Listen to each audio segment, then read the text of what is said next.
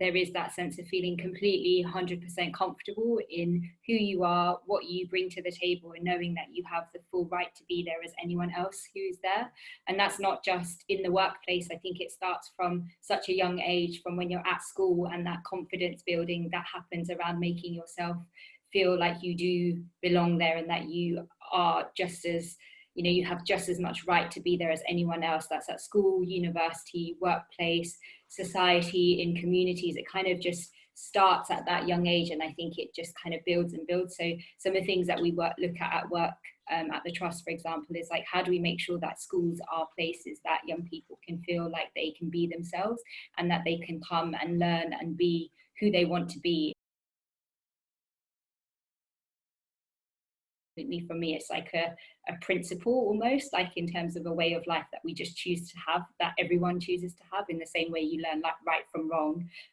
It's just one of those really basic concepts that I wish that if we did,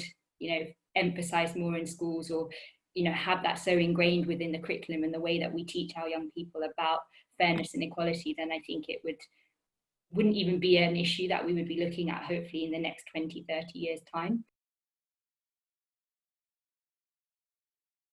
Kind of time and time again, some of the conversations that I have with young people is, how are they meant to then differentiate one organization from another if all they are ever being presented with are like diversity numbers and information about like, this firm has got this much diversity and this firm hasn't, etc. So I think that in order to help new talent come through, there needs to be a change in how we converse with young people about how do you actually select a firm or an employer or a university, or any of those different categories, if only what they have to go on are numbers. Because I understand the value of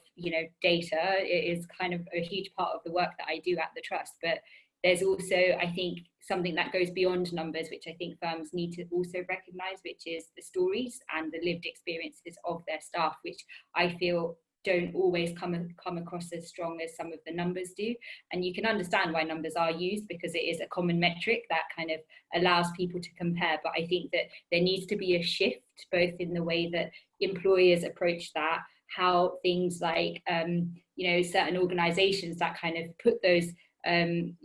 awards and metrics and things, kind of almost standardize them as like, this is the way that you're going to show that you're good, by applying for this award and then showing all these numbers and stats and things, to be able to then allow young people to then be able to see through that data and find out which firm is the best firm for me. How do we expect young people to know that if we don't help them with providing them with that truth? And I think that that's a really kind of hidden part, I think, of like the decision making process that young people go through.